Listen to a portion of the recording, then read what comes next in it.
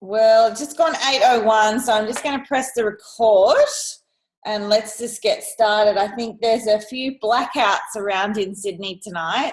That storm just came back again with a vengeance. So I actually thought I'd fried my computer, but she's all right, which is awesome. So I just want to share my screen and we'll get going on the call. I don't want to keep you any longer than what you need to be kept.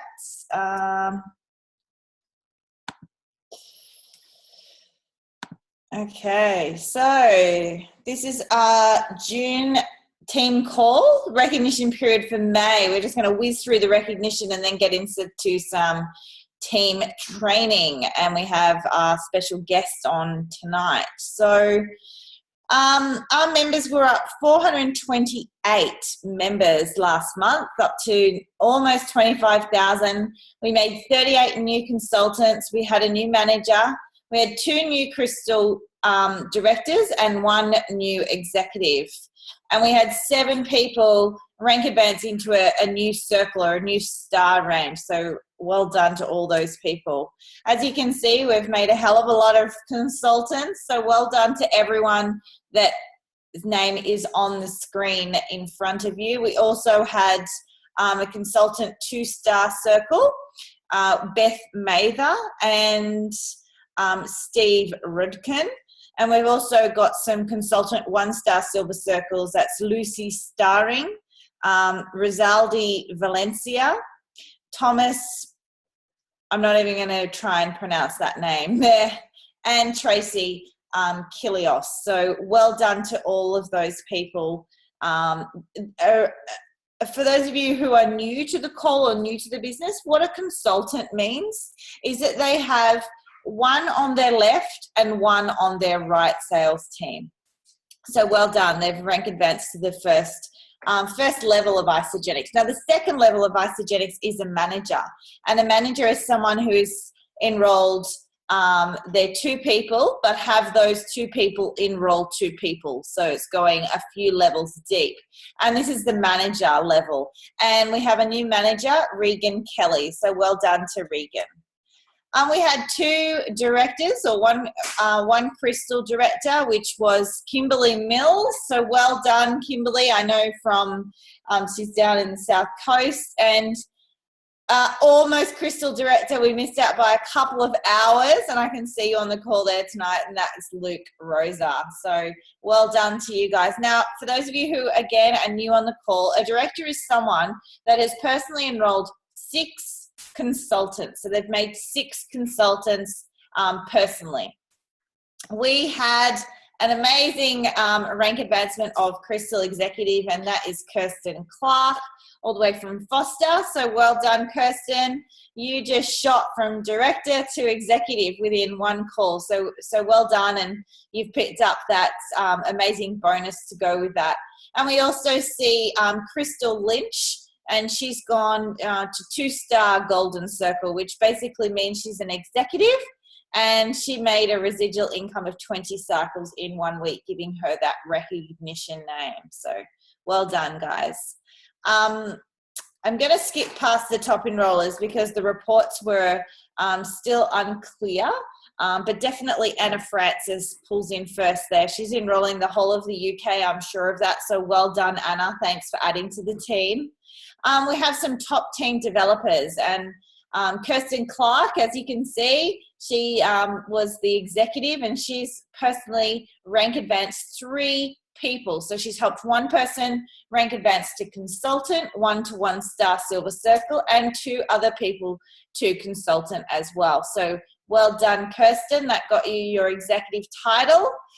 We've got Claire Jennings, David and Lisa Morrison, Emma Carrera, and Kate and Peter Graham, Kimberly Mills, Lisa Velacci, and Luke Rosa. You've also helped 2 of your personally enrolled teams rank advance this month. That was awesome. And 1 rank advancement is Christine Hellies, Jamie Bebbington, Tom Williams, and Tracy Cloversy. So well done, team. I think this is the most prestigious place to have your name, because it means you're actually reaching down and you're helping your team. So well done. So the team member of the month goes to Nicole Marks, and you'll see that Nicole didn't come up in any of the reports, but she is one consistent lady. She's a single mom of 2 babies. And the reason I gave her this month is because she's just showing up. And sometimes you don't always pop up in the reports, but behind the scenes, she's doing everything she needs to do to get her business off the ground. She's running consistent launch parties online and in her house. She's had many people not show up, but she still consistently is running them and getting better at them. She went to David Wood, where she stood up on stage and did the U+2 template in front of all of those people. She had her mum look after her babies that weekend, so she sacrificed her babies to be there and to learn. She's just growing every day, and last week had her biggest residual income week ever. So well done to Nicole, and you definitely deserve Team Member of the Month. Unfortunately, no one got in the bonus pools, and you guys you should kick yourselves, really. There's so much reward to have in the bonus pools, but unfortunately, none of our teams showed up there this month. We've still got Chandel, who's qualified for the Success Summit, and I think that would see it. I think the recognition period now is over, and those like Luke and Kirsten, you'll be working towards the later part of the year, the next Success Summit. So keep paid as executive, look in your back office for how to get to that Success Summit. It will be an amazing event. But Chandel, you've already qualified, so well done. So company updates, just know, go to ANZ FYI for all of these updates. And there are just last days now for the 3 for free. I can't have my tongue around that one, but 3 for free shipping days are coming to an end. So be mindful of that. The UK is opened. It's open for business. It's growing really fast. As you can see, a lot of the teams with UK leadership are really heading up the way. Anna, Francis, I know you're enrolling a lot of people. So is Kate. Graham, she's doing really well in the UK also. So well done for taking our team globally and really showing what can be done over in the UK with Aussie leadership. So well done. Just a reminder again, you need to get into your back office and you need to be booking your core events. So these are our 4 core events, the Isagenix core events. Before you get distracted, before you go anywhere else for training and development, and I'm all up for personal development, but you really need to invest a small amount, because Isagenix subsidizes it heavily, into getting you and your team to these 4 core events. So Celebration, which will be in March, ISAU Uni, which is later this year, University in Action, which we just had in Sydney, and Summer Kickoff. But you'll find them in your back office, and you can have a look down the left-hand side there, that ISAU Uni will be coming to Sydney in October. There is one in Melbourne coming next month. You will also see University in Action. You can catch that in November in either Auckland or Melbourne. So be in your back office, be looking at those core events, and be making sure that you and your team have gone to those 4 core events to learn all that it is to really know about Isagenix before you get distracted with other courses. So if you go onto the Live Life, Live Free YouTube, not YouTube channel, the website, you will have all of your events that are linked onto that page as well. So if you're having trouble finding any local launch parties or local opportunity meetings, you can go to this page and you can, say you've got somebody in Queensland, it will link you to the Queensland events page on Facebook, where you can plug them into an event up there. So make sure you're using that. So tonight's team training, just before we introduce our special guest who's going to hammer it home for me. And I'm very mindful of your time on these Wednesday nights, so I really appreciate you giving up your time. I just really want to talk to you about goal setting. And I've been doing a lot of mentoring lately and a lot of visiting other teams and talking to them. And it's so great that you have the vision. It is so awesome that you have these goals and you have pretty vision boards and you know exactly where you want to go. And this is what I call the intention. But where I see people perhaps becoming distracted or frustrated later in their journey is I don't think you've broken down your goals. So when you were doing our intention, this is like your vision board. So, you know, here the intention is that they want to have family, they want friends, happiness, peace, joy, money, wealth, success, freedom. These are all your intentions. But what is it actually going to take for you to achieve all of these things? It's all good just putting them up, but what are you doing every day to lead yourself towards those goals? So I always say, you know, what is your workload or what does that look like? So if someone says to me, I want to get to 3-star, I break it down for them. I say, well, what does that look like? And, you know, to get to 2-star, that, you know, most people I mentor want to get around 2 or 3-star.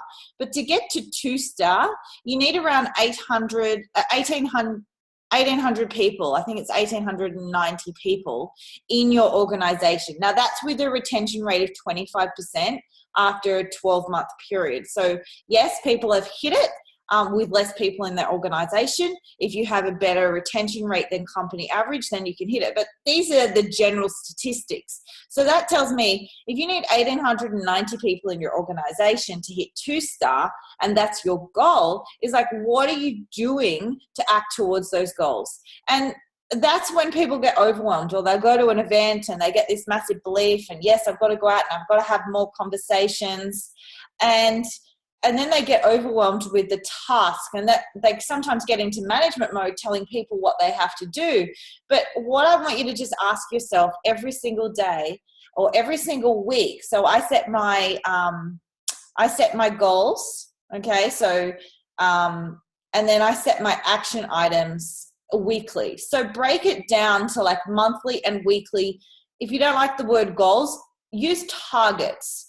So I often ask myself, okay, Heidi, what do I need to do next? And, you know, when I use those language and I train a lot when we're talking to our cleansers, what we do next is like, okay, what do I need to do next? So my weekly targets when I first started, and they still continue today, is that I need to enroll 2 people a week and rank advance 1 person a fortnight. So if you break that down into a monthly target, I've got 8 enrollments and 2 rank advancements. They're my monthly targets. But then I have to take it a step further, and I've got to say, well, what does that mean in terms of workload? And this is where you've got to set yourself objective action items. So ones that you can actually tick off. So if I'm going to enroll 2 people a week, that means I need to contact 20, 40, 60 people a week. I need to follow up with 20, 40, 60 people a week. I need to have 2, 3, 4 launch parties throughout that week. So what I want you to do is take that intention and break it down into targets, and then think about your target and think, what does it take to actually achieve that target? And every single week you should be setting your goals this way. Every single week on a Sunday or a Monday when your commission week starts, you need to have a clear objective. A lot of businesses, if you haven't been in the business before, or, I'm sure you've been an employer before, you would have KPIs, key performance indicators. This is setting your KPIs for yourself to be able to achieve those goals. And then you've got to schedule them in. So I've been getting a lot of questions about scheduling. I've also got a lot of people say, look, Heidi, I'm just not a good scheduler. You don't have to be a good scheduler. Okay, you've got to dedicate some time, and I think that comes down to discipline. And nothing I say on the call tonight can make you disciplined. However, ask yourself, what is the action that's required to meet my goals? What are the pockets of time I have this week? What is my level of drive? Because your level of drive may be totally different to my level of drive. I've got 3 sick kids at the moment. My husband's away, and someone said to me, you might have to cancel the call. And I'm like, hell no. Like, my level of drive is a lot higher. So, you know, and that's person dependent. And then look at leveraging. Look at leveraging. If you're a busy person, where else is there a launch party in your local area? Where else is there an online webinar? Where else is a team call that you can plug your people into? Don't be doing everything by yourself.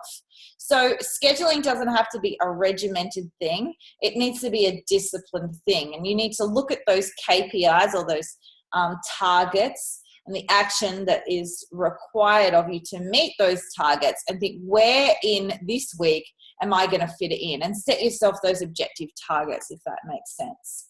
And, you know, I go back to a lot of people want to be 3-star. And as I said, with 2-star, you need about 2,000 people in your organization. So 3-star, you know, maybe 4,000 people in your organization. And everyone is going there, but what they fail to understand is that there's steps along the way. So, you know, you can't get there until, you know, you've hit Crystal Manager, 5-cycle bonus, Crystal Director, Executive bonus, and 6, 7, and 8. You know, and you also can't get to step 8 unless you've got team members on all the other steps behind you. So sometimes what your targets are, they're not just dependent on your intention and your goals. You have to realize that you need team on steps 1 to 7 for you to be on to step 8. So sometimes my targets don't involve my enrollments or my rank advancements. They are dependent on other people in my organization. For example, okay, I'm wanting to hit the 5-cycle bonus. Okay, so some of you on the call, this may be a great example because you're not quite there yet. You want to be hitting that 5-cycle bonus. So that's step 3. Now, you yourself must have hit step 1 and 2, but to hit step 2, you need to have created consultants. So you've got 2 on step 1. Now, I hope I've kept you here and you're listening. So you want to step from step 2 to step 3. What does that mean? It means that you have to get some more people on step 1 or step 2. So you might have Mary Sue on step 1. And she needs to get to step 2, which is Crystal Manager, for you to be able to get that 5-cycle bonus and be on step 3. So your intention is to have Mary Sue as Crystal Manager. Now, your targets for that is that you have to do a launch party for Mary Sue. And then your scheduling for that is Mary Sue's having a launch party on Thursday. Now, Mary Sue might also have to do some follow-up 3-way calls with you. That may have to happen on Wednesday night or following the launch party. So do you understand where I'm saying is, don't try and always be shooting for step 8. Realize that this is a step-by-step process and that you need to have team on every single step for you to be able to get to step 8 and beyond. So a lot of your work, a lot of your targets aren't just revolving around you, it's revolving around your team, but how will you facilitate them hitting their targets? And I hope this makes sense to you. So brings me on to motivation versus inspiration. And I know my team probably rolling their eyes because they hear me go on about this all the time. But I have a special guest who came in last moment because he's an awesome bloke and we talk quite often. I think Allan and I are very similar in our approach to business. So I relate a lot to Allan, how he runs his business. He runs it like a business. He also is a family man. I'm a family woman. He's got a beautiful wife, Laurie, there. He's always got a smile on her face. And I would like to bring him to the call. He is our newest 8-star, which, you know, blows my mind because he's just shooting through the ranks and, you know, surpassing me really quickly. So I'm keen to learn. I'm keen to learn from Allan. But what I love most about how Allan runs his business, and, you know, I'm sure you've won how many teams in Derby? I don't know. You can tell us. You can brag. He has a knack in developing his team. And I think a lot of our stuff is, you know, what I've observed is we've got some really busy people in our team, but how are we developing our next stage leaders? So I'm so keen to learn from you tonight, Allan, and how you really treat this like a business. And yeah, thanks so much for coming on last minute. I'm going to mute myself now. How you going? Good, good. It's it's a win-win. I sat here and I'm taking notes. I had a page full of notes while I was watching that. Things to learn, things to do on our call. So it was really cool. It was good. Awesome. Nice to jump on somebody else's call and actually be doing a little bit. Sorry? Yeah. Oh, my wife's yelling out. She's on another Zoom call with somebody else. So sorry, I thought she was talking to me. All right, where do I start? Where do you want me to go, Heidi? I want you to, I would say, inspire our pants off. But it's cold in Sydney. We're probably not going to take them off. But, you know, I want you, you know, I think the team sometimes may get a little bit bored of me hammering on. So I want to know how you win Derby every single time, how you've got to 8-star, how you've got new 5 stars in your team. What are you doing? Like, what do you tell your team? You know, are they expected to be on team calls all the time? Like, what's your expectation of someone that you would work with? I mean, just leave it open plan for you, and people can ask questions down the side if they've got them. But awesome, that'd be brilliant. Yeah, let's just wing it. Okay, awesome, cool. Well, firstly, thanks for having us on the call. And as Heidi said, we do talk often. We're both very business minded. We're both red. We both love our families, but we also know that that's the biggest reason for building this business. And we find a balance. We travel a lot. We do a lot. So 7 out of 7 derbies is what it is. Well, I'm living into that 7th one. I'm confident we'll be there, but obviously it's unofficial. So we'll wait and see. But we certainly had a good ISAU derby again. Let's start with that. And you guys feel free. Just real quick before I get going, who on this call has never seen me speak before or met me or know anything about me or anything like that? Awesome. Cool. So I'll quickly share my story if that's cool with you guys. And very, very quickly, I started purely for the products back in January 2014. Had no interest in the business. At that time, I was working as the CEO of Gold Coast Basketball. We also had an online homeware store, which was booming at the time, or starting to really boom, taking up a lot of time at night time. We were entrepreneurial, looking for that extra income on the side. And my wife was working full-time as a Japanese immersion teacher, teaching students in Australia Japanese. And we also had a startup sports tour company. So we were busy people that didn't want any more busyness in our life. And Isaugenics came along.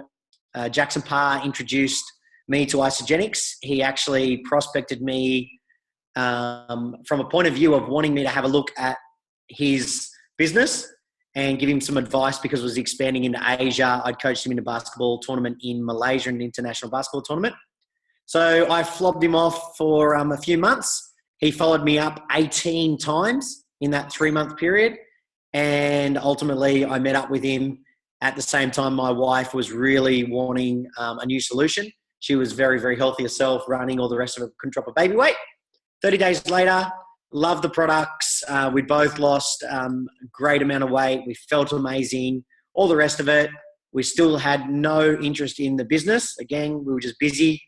And it was really the light bulb went off for me when Jackson turned around initially and said, look, I'm just going to be straight up. If I'd never shared these products with you, how would you feel right now? And I was just like, a light bulb just went off to go, you know what? I feel amazing, and it's really, really selfish of me to not actually share these products. So we just started just sharing with a few close family and friends. Then we turned up to Celebration 2014 and just saw the potential of it. And being numbers orientated, business orientated, I was looking at the money that some of these people were earning, and I was thinking to myself, man, I'm working 60 hours a week as the CEO of Gold Coast Basketball. I'm working probably another 20 or 30 hours a week on my homeware business. And then I'm trying to find time amongst all of this to get our sports tour company up and running. So I looked at that and I thought, you know what, let's make it happen. So fast forward, we've obviously, you know, if for you guys that don't know our story, last year in October, we had reached millionaire status. And yeah, now we obviously do this full time and love it. So that's my quick story. Hopefully that helps you guys. Just put a little bit of a understanding around it. We're super passionate about it. We love helping. We love training. And it's just been the greatest thing that's ever happened to us to be part of Isagenics. So let's get going. So how do you constantly win ISA Derby?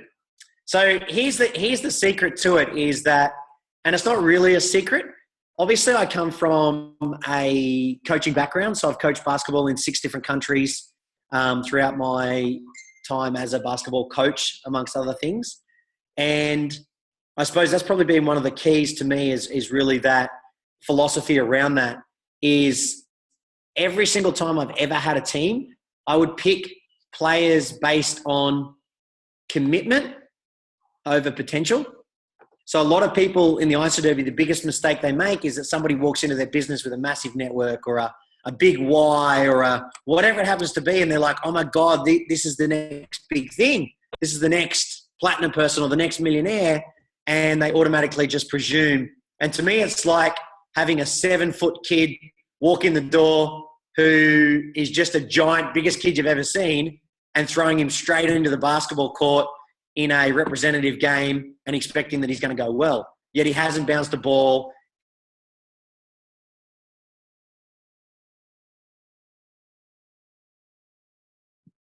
Allan, you've gone mute. He hasn't shown up to every training and he leaves the game. Am I there? Hold on. I'll change my internet. Hold on. No, you're back. Yeah, kind of in and out.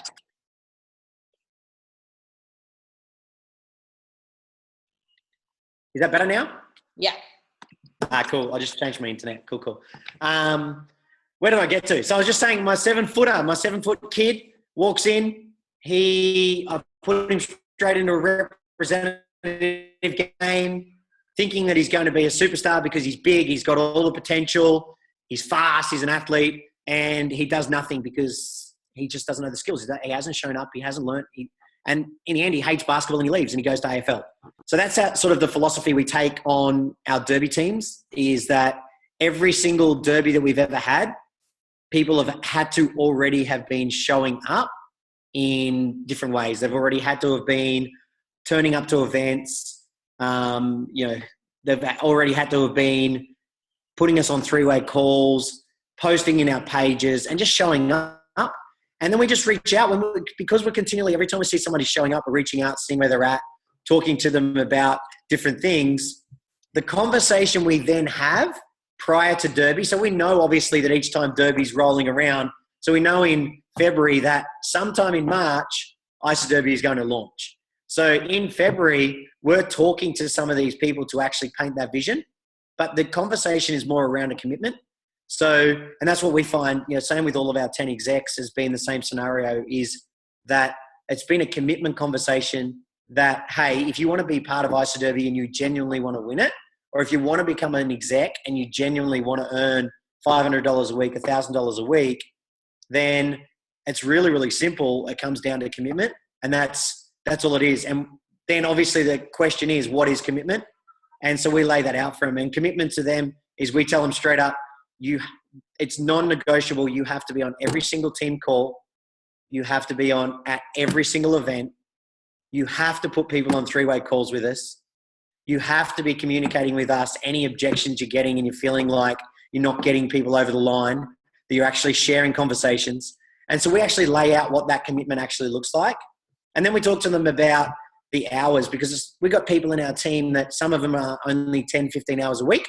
Some of them are 30 hours a week. But to me, it's not really about the hours. Like obviously if they've only got 1 or 2 hours, then they're not truly committed anyway. Then they're just not going to have the time. But that's probably the biggest secret is that commitment.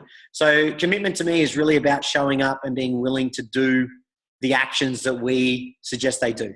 So that's probably the biggest secret to us is that we've had that commitment. We tell them straight up from day one that we're going to have 6 committed people in the team. Then during the Derby, we also explain to them how we will actually work as a team. So we do a couple of little things that work really energetically well, and we're still actually doing them now the Derby's finished, and we continue doing them now that Derby's finished. And what we've found is our past teams are continuing to do them together as well. So we do little things like, let's say one of our people in our team posts up a post that they want to get some extra Facebook juice out of. they want to get some people posting on, then we have a little messenger thread. And this is part of the commitment as well, is that they've got to be committed to the other 5 people in the team to actually supporting them. So that's a conversation we have. Sorry, I should have said that before.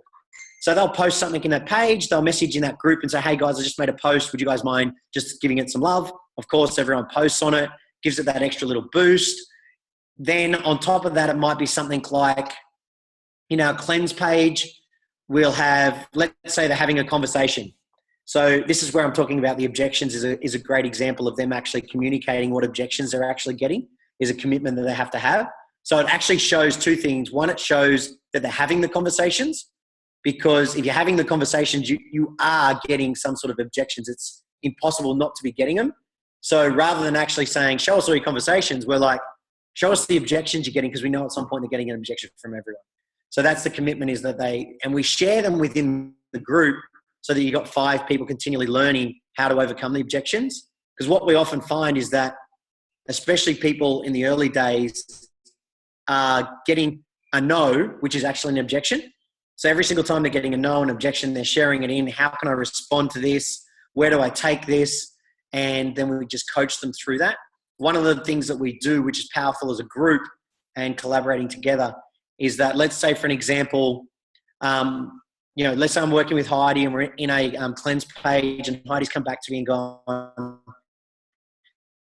man, I thought this lady was going to get over the line, and then all of a sudden I just realized she just discovers it shakes and she doesn't like shakes.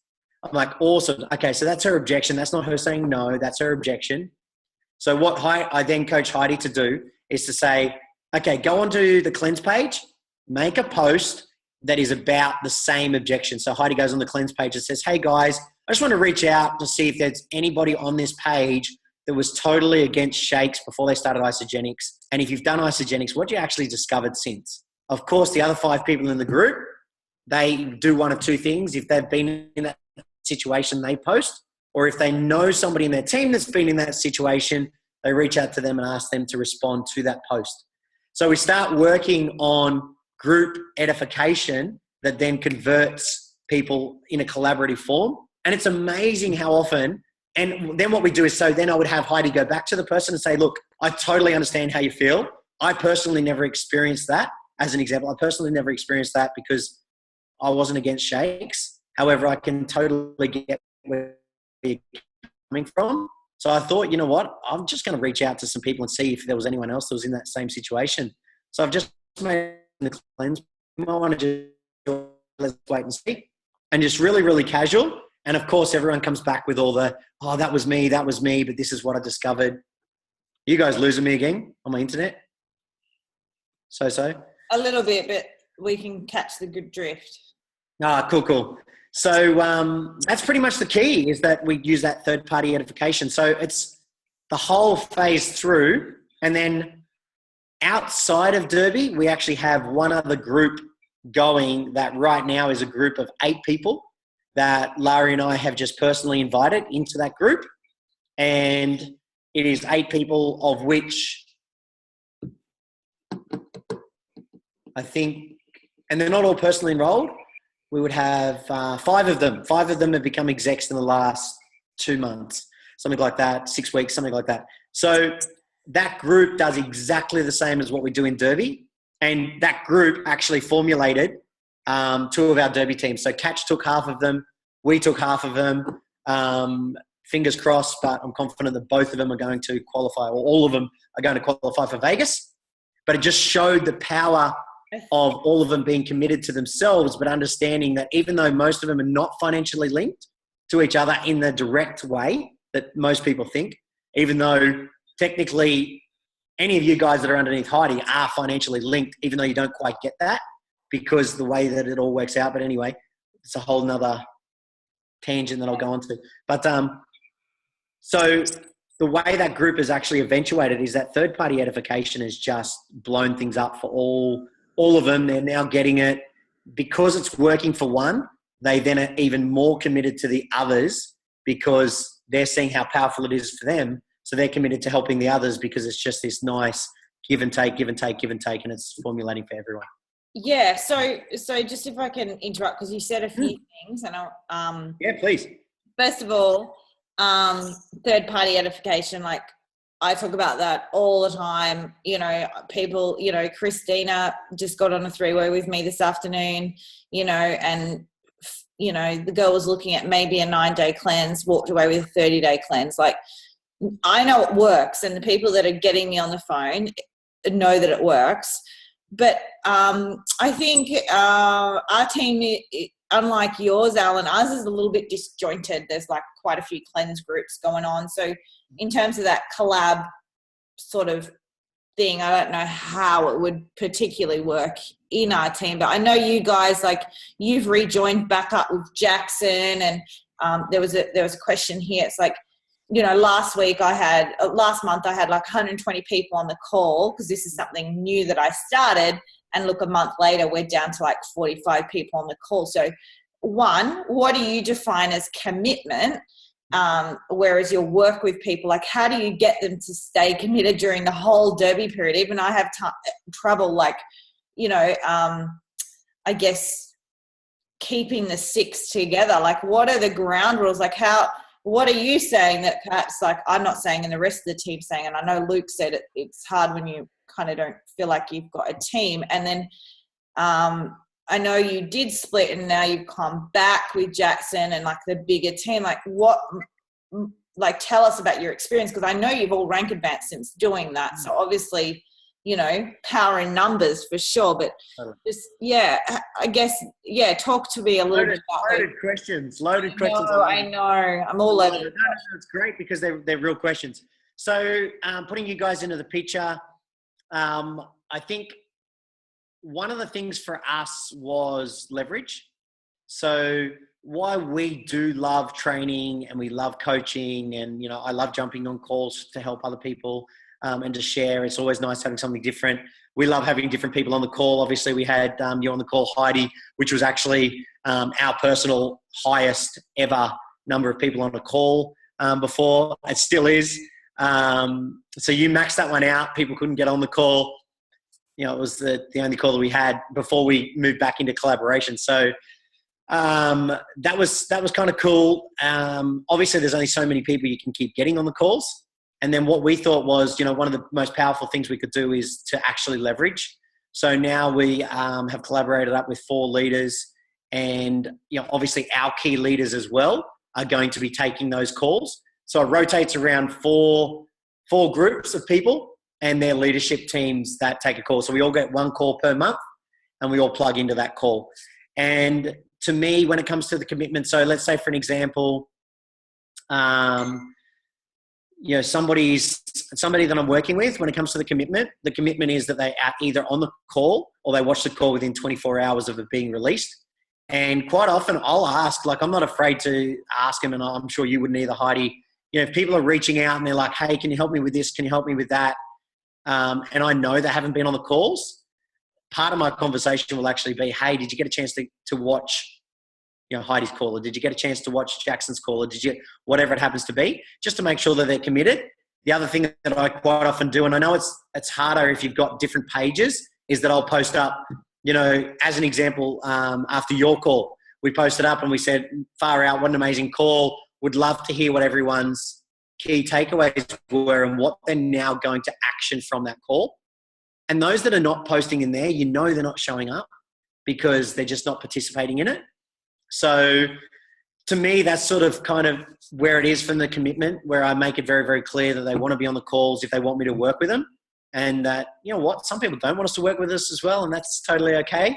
But really, that's part of the commitment, is just continually showing up, because I think it's hard to know where people are at. So when I'm working with somebody and I have that conversation around the commitment, I'm like, look, if you're on these calls, I know the training that you're getting. I know what you're doing. When we're having a call, I can be like, hey, what have you actioned out of Heidi's call? What have you actioned out of Jackson's call? Did you find him useful? Those kind of conversations we can actually have when we're working together. So yeah, it's, to me, it's about the leverage of it.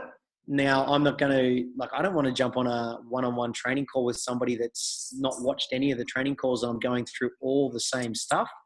We've got a call out there that's about master lists. We've got a call out there that's on follow-up. So whenever anybody's messaging me and saying, hey, I just wanted to get some ideas on how do you follow people up, the first thing I do is I'll just send them the link to the video and say, hey, watch this, and then just come back to me with some of the questions that you get off this video. So stuff like that. And it's so much more powerful when it's actually not our training, which is really, really crazy, when it's our people that we're working with, and then they go and watch this other video by somebody else talking about, again, I'll just use your call as a great example. Like, some of the stuff you shared there is in a just format in a different presented way. And then people are just like, oh my God, that's phenomenal. Yeah. And it's just like, and it's then you awesome. then you go 8-star. Yeah, right? Right? No coincidences. So what do you like? There's people on this call that are coaching their teams, right? Yep. And I know you go through a transition period when you're growing into a leader, is like you want to stay people's friends, but you want to get the best out of them. And I always say to people, look, the fun does run out when people stop getting paid. So totally. Talking about commitment and talking about, the expectation that people are on calls and they're showing up and they're contributing to the pages and things like that. What are some of the conversations that you have with people? Great question. I'm with you. I think one of the hardest things in this business is that some of the people you become friends with because of Isagenics, so they're in your business. And we've got a couple recently that we've had conversations with, and they were all in on the business, and, they got to a certain level, which is okay-ish, in the scheme of it. Depends on what your goal is, but we know what their goals are. One of them had left their job. So, they were sort of under a little bit of pressure because they're getting that income, and then, they had a little bit of a drop-off. And in the end, like what Larry and I, and we're pretty consistent with this, is we'll just go to them straight up and ask them. Like, we would just say, hey, look, it's kind of a weird conversation, but we do want to ask you, because we're such good friends, like, where do you want us to hold you accountable as far as Isagenics goes right now? And we just let them lead the conversation. So we'll just ask them straight up, where do you want us to hold you accountable? I know that previously you guys wanted to be earning $3,000 a week. Do you want us to hold you to that? Because what we don't want to do is we don't want to interfere with our friendship. Where's it at? And then from that point on, we just let them dictate. And if they allow us to, then absolutely we hold them completely accountable, because as a friend, that's our responsibility. But if they don't want us to, then, in some instances, we're either linking them up with somebody, trying to find somebody else within that upline somewhere in there financially linked that wants to be able to work with them, that kind of stuff as well. I think it's the hardest conversation. The hardest part as well is that I think the toughest part in this business is the 18-month to 3-year mark. If you have not hit what your audacious goal probably was. And that's where the hardest conversations that we've been having, and we've had a number of them recently, have been around that. People have such high expectations, and we always hear people say, you always grossly overestimate what you're going to earn in the first year or two, and grossly underestimate what you're going to be earning in like years 8, 9, 10. And I think that 18-month to 3-year mark could get very comfortable no matter how much you're earning, $500, $2,000, $100. So, yeah, that's kind of where the commitment is. And I don't know how many people you got on the call that are in that situation, but we've got a lot of them at the moment that we've been having. It's interesting, question. We've been having those conversations to see where they're at. Some of them, we've told them to go back and get jobs. Some of them are quit and they were earning, $1,000, $1,500 a week. And we've told them they've got lazy and they've let their business, I suppose, suffer to a degree of not growing it, because they've just settled for mediocre. They're like, oh, I'm okay with $1,000, $1,500 a week. I'm not working my job. We're like, go back and get a job, take the pressure off. So, yeah, I know I'm going on different tangents. I always do. No, it's good. It's good. It's all stuff. And I think, the awkward conversation doesn't have to be awkward. And I always say, like, I've got a bit of a reputation that I'm a bit of a hard nut, but that's how I love on people. I can sit there and have cups of tea and tell you that you're wonderful, because everyone is wonderful. But at the end of the day, I want to get you results. I'm like, I feel almost like responsible for their happiness. And, so I used to think you're a hard nut, hey. No, but you know me. I thought that when I first met you, I was like, wow, she's intense. And then you met me backstage at Celebration. You thought, oh my God, we won't tell you that story. We're recording. Let's make that product be. And the friendship kicked off well and truly. Non-compliant. Okay, so are there any questions, guys, that you want to pop down the side, or I'm just gonna keep asking them? Going back, actually, I'll break it down a little bit more because there's probably some new people on this call too, right? You got a few newish people on the call? Yeah. Well, yeah, all sorts of people. Yep. Yeah, awesome. So when you're talking about commitment, so I'm talking really for you guys, and I probably should have edified this earlier as well, is that when I'm talking that commitment, like I was talking there really for that person that's already in isogenics, they've said they want it. As I said, from that isoderby point of view, we're already taking people that are showing up. When it comes to the new person that walks in and says, hey, I want to build this business, all the rest of it, like I can tell you guys right now, there's like literally there are only 2 or 3 things that I tell them, and we don't go to the next steps until they've done them. The first one that we do is, and I'm talking that they're not just a sharer. They're like, okay, I've shared with 2 or 3 people. I see the potential of this. I see the vision. Let's go. What do I need to do? There's 3 things really that we tell them to do. The first one is that they have to, like we are straight up. We say, if you want to do this business, I'm going to tell you right now that firstly, you need to book your ticket to the next event right now. And the expectation that we have is that we're happy to coach you, help you, guide you all the way. But over the next 12 months, you need to commit to every Super Saturday that's in this area. You need to commit to coming to University in Action, Summer Kickoff and Celebration. Now, if there's an IC Uni, like if they're turning up to Super Saturdays, this is me, this is only my take. The IC Unis are not as intense unless they're in your area. For me, I'm not going to encourage people to fly there, especially if they're going to SKO Celebration and the Super Saturdays, but that's just me. But they're the ones that we're really key on. So we set that standard from the start. So that's the first thing, they go and buy their ticket. Step number 2 is that we have them actually write out a full master list before they even start conversations. Because what we started realizing was that, and again, if you guys are doing something different that's working, please, I'm just sharing with you guys what we do, is that what we were finding was people coming and then we were like, okay, write down your 20 people. They write down their 20 people and they start getting into conversations. And next thing you know, the conversations became the priority. And they would hit 3 months, 6 months, 12 months. And then they'd be like, man, I don't feel like I've got a lot of people to talk to. And they'd never, ever, ever created a master list.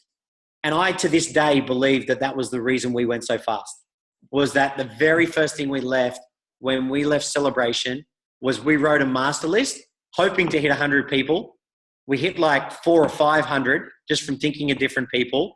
And then we started finding ways to add people to it. And I genuinely believe when you start finding ways to add people to it. So we actually send them away. We have a training call, which is on your master list, which I believe is probably one of the best training calls we've done. And I'm happy to send it to you, Heidi, if you want to share it. That's totally cool. Awesome. And we basically send them that video and we say, you need to create your master list. Just go and watch the video. It gives you 9 steps on how to ensure you never, ever, ever, ever run out of people to talk to. And it just goes through the 9 steps so people don't freak out thinking, what do I do once I've spoken to my warm market? So we identify their warm market as the most important and to build on it. But we also talk about the other ways that as they progress forward, they're going to be able to continually meet new people, grow new people. So that's step number 2. And until they've come back and actually shown us their photo, or if we've seen them in person, of their fully written out master list, up to date on where they are with their warm market, we don't go any further. And then the third step is that from that master list, they then start that 20 list or whatever it happens to be. They start contacting the people that they feel comfortable to contact, and we go through some of the conversations with them. So they'll have their master list with us and we're like, awesome. Okay, let's have a look at who the first 5 or 10 people you're going to contact are. So they might say, look, I'm going to contact my brother. And we're like, okay, tell me about your brother. And we just empower them to have a handful of conversations so they're not walking in, just getting this big no, falling out the door. So we just empower them to have the conversations. We set them up to know that, you got 500 people on this list. Just understand that in your initial conversations, there's probably going to be 50 of them that are going to say yes out of the 500. So just understand that means that the majority are going to say no initially. However, a lot of them will join. So we're sort of empowering them to understand the concept of it once they've got the master list.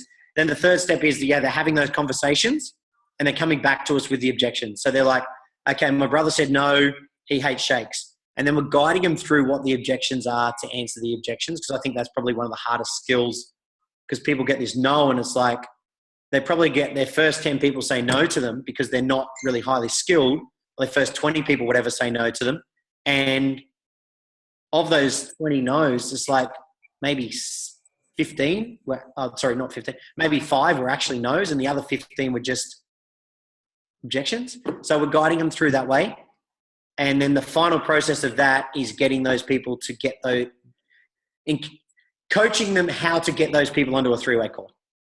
And once we get them onto a 3-way call, that's pretty much the whole stepping process for us at the moment. And it becomes like an addiction for the people on 3-way calls. So I'll use a great example. A girl in our team who hit the highest points in our derby team, a girl by the name of Taryn Vine. She had been in the business for 15 months, not interested in, really being coached or anything like that, just sharing. She probably shared naturally with 15 people, something like that. She came to us and she said, I think it was around February, and she said, hey, Al, look, I'm serious about this now. I've just been fluffing around. You tell me what I need to do and I will do it. And so the first thing we did was created the master list, etc. And I said to her at the end of that, I was like, whatever you do, you need to get myself, Larry, and Catch, she's in Catch's downline as well, onto a 3-way call each as quickly as you can. And so she went about that and she did that straight away. And what ended up happening, what transpired was over a 2-week period, she had 21 3-way calls. And she'd never done a 3-way call in 15 months. But what happened was, because she had committed and decided, I'm going to listen, I'm going to follow, I'm all in. If you tell me to do it, I'm going to do it. And I told her the master list, she created it. And then I told her to get them on 3-way calls. She actually started getting on the 3-way calls. And 2 things happened. Was one, she was like, wow, this is like powerful. All these people are signing up, or they, whatever. And then she started becoming selfish in a really good way, that she was getting 3-way people on 3-way calls. She just wanted to hit mute and learn. She was literally getting people on 3-way calls so she could just listen to how we overcome objections, how we spoke to people, how she did it. And I can tell you right now, like, she will be hands down one of the top income earners in our downline. I said she dominated ISAU Derby, and she started ISAU Derby just on that point. Like, just after she'd done the 21 3-way calls was when she started ISAU Derby. She enrolled more people than Larry and I did, and we're high enrollers during Derby especially, and just killed it. Actually, Larry's on a business 3-way call with her right now, ironically. And I think that comes down to, like Chelsea just asked the question, it's like, how do you get people to see the vision when you're not successful? How do you get people to events when you're not successful? And I get that a lot. And would you say that, like, 3 ways and leverage in the group? And you know what? Use, like, whether it be Heidi that you're using, or I don't know who does Chelsea work with directly? You Heidi, or somebody else? Me. Yeah. So Chelsea, my advice directly to you, and this would be to anybody else, would be let Heidi do that. Just borrow Heidi. Because what happens with, so Taryn, initially, she had, I couldn't tell you how many, but it was a small, nice handful of people that came to University in Action. But she allowed Larry and I to have those conversations for her.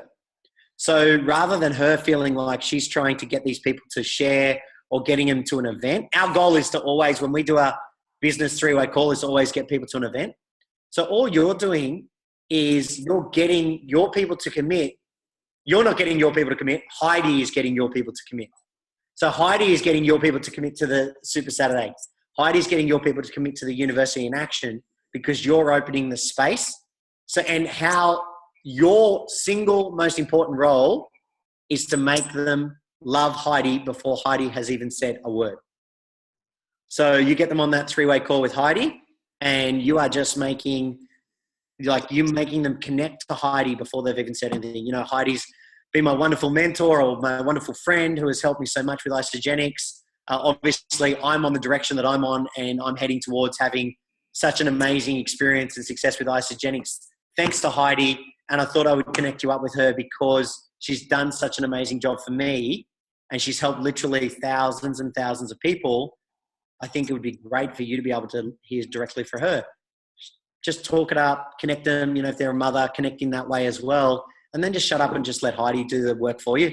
And then what happens there is, one, Heidi gets them to commit, but then it doesn't matter if they're not bypassing is probably not the right word I'm looking for, but if initially they're actually reaching out to Heidi for help as well, don't take it as a disempowering thing. Actually take it as a learning thing because they'll be doing it with you. So it's like you're reaching out together to start running. And what ends up happening is you're both reaching out. So Jackson and I are great examples. So Jackson and I obviously just didn't start running together. Jackson leveraged Carmen and Jen to actually coach both of us at the same time before we started running together. But it wasn't disempowering to Jackson, the fact that Jen or Carmen was working with me. Does that make sense? What I'm saying? Totally.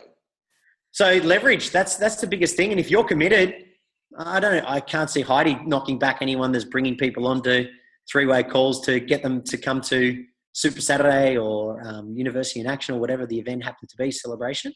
That would be my biggest advice, is just leverage other people. Nicole Robertson's a great example. So I don't know, any of you guys seen Nicole Robertson speak? Have you seen her speak at SKO or any of the others? Phenomenal woman, powerhouse, probably one of the most powerful women as far as empowering conversations goes. She, to this day, still uses me for three-way calls to get people to events. She will have a conversation with them about the event and then bang, put them on a three-way call so I can actually get that final commitment of them to get to events. So never feel like you're in that kind of mode. I myself use Catch for people. So, and I've got a couple other people that I use as well. So even to this day, I don't just hold it just because I know I can get someone to an event. And you know what? It's so much better when you've got a community of people that you know are invested in your success. It's so much more powerful.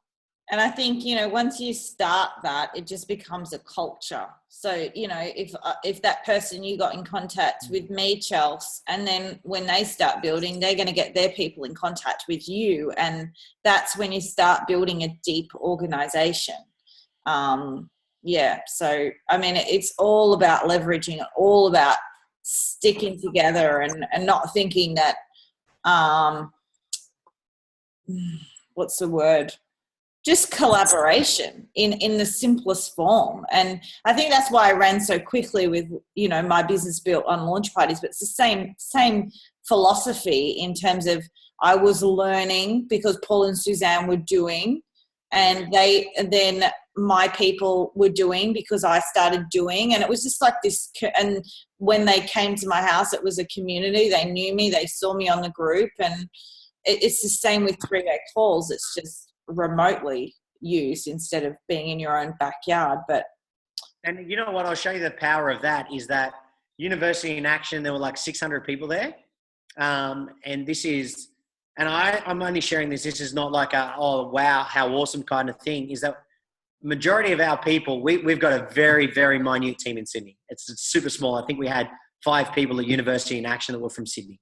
We had 156 people at University in Action.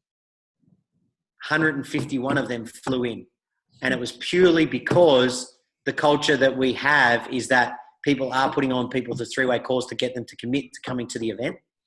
And you know what? Yes, some people we did give tickets to, some people our team gifted tickets to, but at the end of the day, they still had to commit to finding the time, the flights, the whatever else, the floor space in whatever accommodation to get down to that event.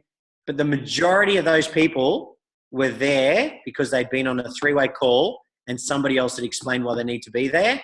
And sometimes when you're trying to tell someone to be there, they don't listen. As soon as somebody else tells them to be there, they're in. Yep. So Milika just said, it may sound silly, but do you pay for people to come? I mean, my answer to that question, Milika, is I gave you a ticket, but I didn't give it to you. I actually gave it for you to gift one of your team members. Like, there was method behind that madness. and coming to do that launch party for you where you got and that 3-way where you got triple BIBs that week allowed you the funds to do it. So a lot of times when people ask me about I can't afford it, or I can't come, and I know that they've been to a couple of events, so they should be really seeing value in them. I often say, well, let's do a launch party and get you a couple of PIBs and you can afford to come. If people say, oh, my husband won't let me come because of the cost, I'm like, well, enroll 2 people, pay for it, show him that's how it's done. So, that's my take on it. Anything else, Alan, from you? I think the biggest thing is, look, this is us, and it's really interesting because we're about to do a presentation at the Gold Coast event, which Larry and I are doing on treating this like a business and the investment into it. And why we didn't do this at the start, we spent a significant amount. I think we gifted away, I don't know what it was, maybe 25 tickets to UIA in the end, Larry and I. However, we didn't just give them away. It was like people, either one or two things had to happen. Either somebody had to earn it, so they had to do an action to earn it, or we had to know that they had buy-in. So to me, it's not like, hey, here's a gift of a ticket. It's easy. They just rock up. They had to have buy-in. So we either needed to know that they were paying for flights and accommodation. So it just was making it more affordable, but they still had to have the sacrifice, the investment that they're bought into it themselves. There were a couple of people we did cover accommodation and tickets for, because they'd already been showing up. Like they were already showing up in the pages as leaders, as whatever. And we're like, wow, this person's already showing up. They're doing the actions. We want to reward them, but they still had to buy in.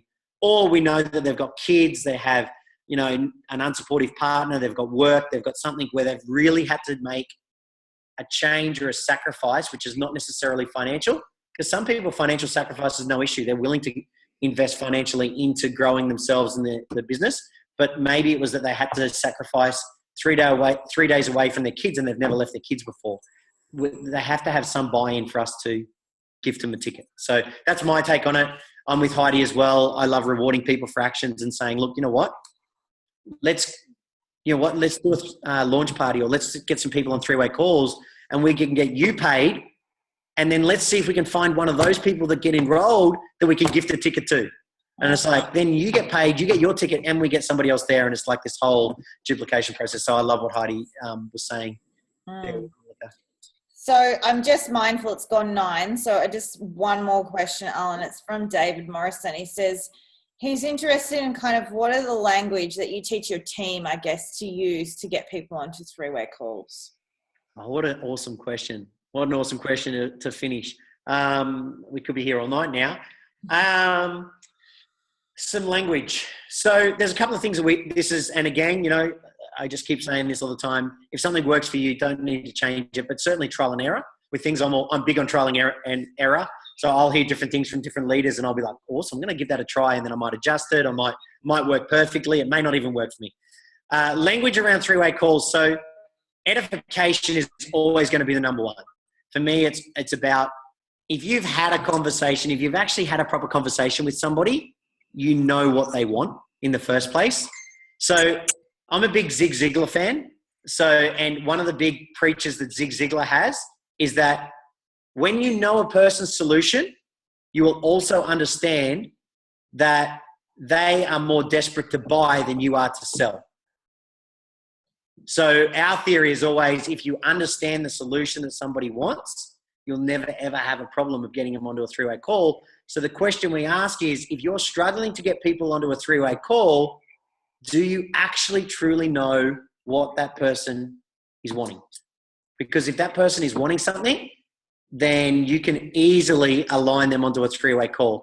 Because when you offer them the solution, or you offer them the story of somebody that has the solution to their problem, if they truly want a solution, which if they're not at that point, then you either haven't got to their solution properly, or you've misread it, or you haven't listened properly, is my take on it. So once we start coaching people around the fact that they're looking and really honing in on what solution that person wants, and then they're just aligning it. So I'll give you a great example. Let's say, for an example, and I believe that you could land any single person on a 3-way call with me or with Heidi. So I'll give you an example. Let's give me a description of somebody that you would not resonate with, Heidi. What's a description of somebody? A male that wants to gain 10 kgs, right? Wants to gain massive lean muscle. I could get that person on a 3-way call with Heidi if I know what his desire is. So as an example, he desires to gain lean muscle. He's low on energy, et cetera, et cetera. It would be, and this is the hardest, I'm giving you the hardest example. So I would have a chat to him and say, you know what? Just listening to and I would sum up what he's saying, and just listening to what you're saying about needing this, blah, blah, blah, and just repeat exactly what he said. I genuinely believe that my beautiful friend Heidi, who has helped so many men exactly like you, who want to gain lean muscle, who are low on energy, I would love to link you up with her so she can actually share with you exactly how she's helped some of these other men move from where you are right now, feeling like crap, not being able to gain lean muscle, into achieving the results that they want. So it's kind of like once you start painting that picture that person can show you the way, they're going to jump on that 3-way call. And I personally don't have any issues around it. And then it's a trial and error. Now, I'm using that as the hardest case scenario because people are like, I don't know anyone that's gained lean muscle. And I'm like, I don't care if you don't know anyone that is in that situation. You know somebody who has worked with somebody that's in that situation. Now, of course, the best case scenario is you're talking to a mother who has 3 girls, who has just recently had a baby, wanting to drop their baby weight, and then you're able to completely resonate with them to share Heidi's story and get them on the call with Heidi, who's had her own transformation or her own results around that situation. Of course, that's a perfect idea. But so many people get caught up in their head going, I don't have anyone to get on the 3-way call with. And they get so caught up with it that provided that you know what solution that they need and you really, truly got to understand what they are wanting, then that person, and I'm talking in selling and buying terms, obviously it's a lot more relationship than that, but in simple terms, that person is ready to buy. They are, if you've talked to them about that, the only thing that they need is to actually they trust you, all the rest of it, is to actually have the belief that they can do it. And the only way they're going to get the belief is by actually hearing from somebody that's either done it or helped somebody do it. So does that make sense? So often people, I know obviously we're over time and I appreciate that, is that I know I'm big on it and I'm sure Heidi's big on it as well, is saying that the 3 most important things in this business are for people to know you, like you, and trust you. But then for them to actually get started is for them also to believe that they can achieve it. And that's the final real cog, is that 3-way call to connect them with somebody that will then do that belief for them. Because you know them, you like each other, they're trusting you because you've created that relationship. The only thing you need to do is now formulate that belief that they can actually do it. And the best way to do that is to show them that other people have actually done it. So hopefully that helps. Yeah, totally. And it's not awkward, once you've done it a few times and you got your languaging right, it's definitely not awkward. And just when you're linking people up with me, the first question I'll ask you is what objection do you want out of the call? Like today, Christine, I already knew that Christina had spoken to this girl about isogenics, and she was looking at the 9-day cleanse and the 30-day cleanse. Now, we all know that I had a 9-day cleanse experience. And so without her even telling me that or knowing that I had that information, I was able to plug my story around it, how I'd ordered the 9-day and then I ended up making them that mistake and had to order all the extra. So, of course, she went away from that call ordering a 30-day system based on my experience. So always let me know what the objection is. And a lot of times people like calling me and they're like, oh yeah, just doing a 3-way call. And it's like, what about? What are we talking about? So it needs to have an objection to it. So is it you want me to get someone to an event, or you want me to explain the system, and they've also, it's a great idea to pre-qualify them before they get on the phone with me. So they actually know that I'm talking to them about isogenics. I've had some calls like that where they have no idea why they're even on the call. So just make sure that they're pre-qualified as well. And that's my first question will always be, what's the objection you want me to achieve for you? Yeah. I know you guys are over time. I hope that's okay. I really want to touch on one last thing, Heidi, as well. And it's actually I wrote this down when you were talking because it was a great reminder as well.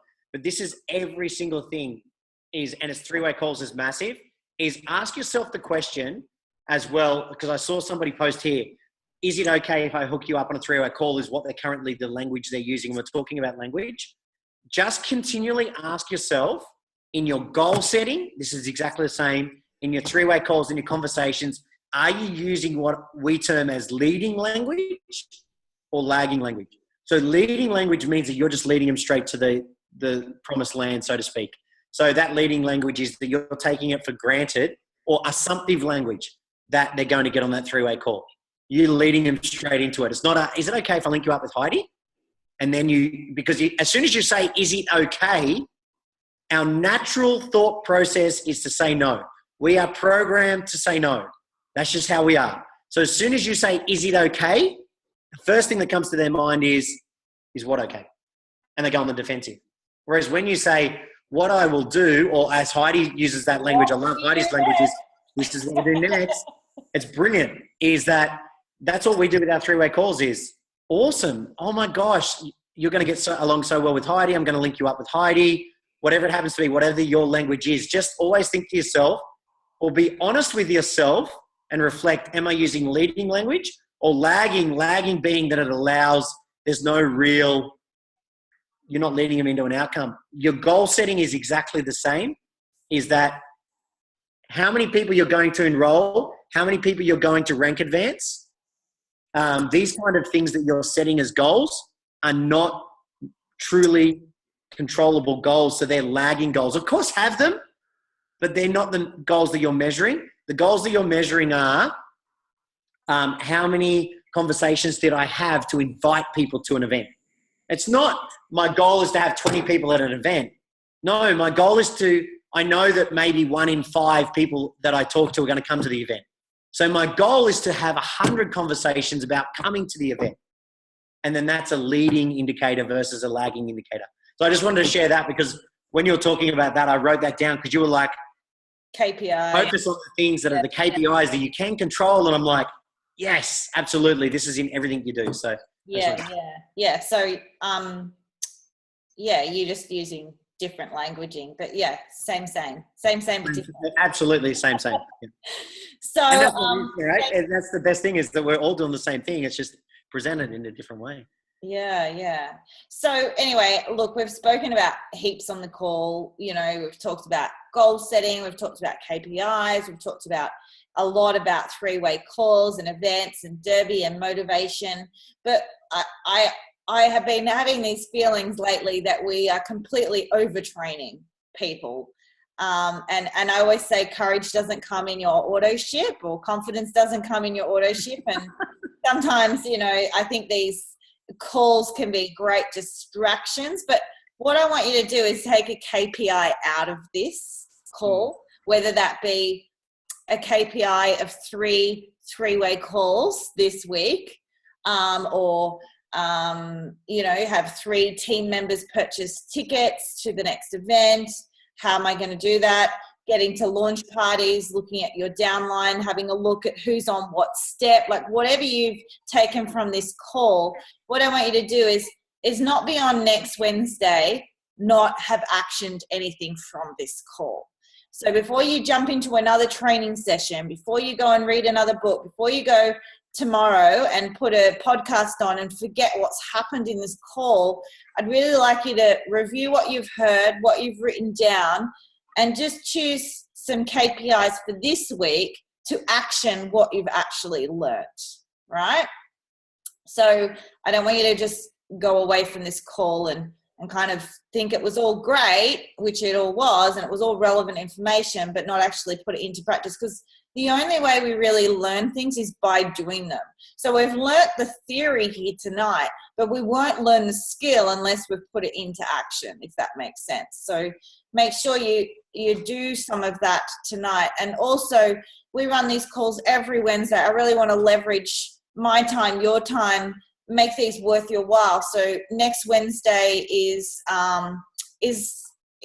the guest speaker, and I've actually got Madison speaking about her life growing up with a network marketing mum, because I know I've attracted a lot of mothers, and I know there's a lot of mothers' guilt out there.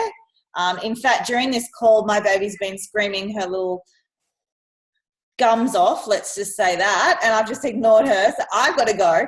But mother's guilt's, you know, a real thing, and parents and leaving your baby. So I thought it would be a great perspective from her, from you know, growing up in a network marketing family. So if you've got any questions you want to send me before then, please do. Get your team plugged into these calls. I think the bigger the better, the more leverage, better questions come up. If we can help teach your downline, that's going to leverage your time as well. So thank you so much, Allan, for coming on last minute. And we will be having you again for sure. More than welcome. Our language. And I will send that master list through as well. So if you're somebody that's never ever done a master list, that might be the one thing that you do, is you just go, I'm going to go back to the first most basic thing that I need to do and create my master list. And you'll be shocked if you've been in this business. It's been it was a task that we had last week, and I got people coming back going, oh my God, I thought I was out of prospects and I just found another 200 or whatever it's happened to be. It's crazy. Never run out of people. No. Never. Awesome. So thanks, guys. Stay safe in the roads. Sydney's going to rain for the next week, so stay warm. And I look forward to my diary being booked up with those KPIs of three-way calls. Love it. And I'll see you in a week and a half, Heidi. Yeah, I'm coming up to Brizzy to present. Yeah. Well, I'll see you first in Sydney. We're doing a little trade-off, so I'll see you. Oh, yes. No, yeah, first Sydney. Yeah. God, I've got baby brain. I got to go. And then we'll welcome you on. Awesome. All right, guys. See you later. Guys.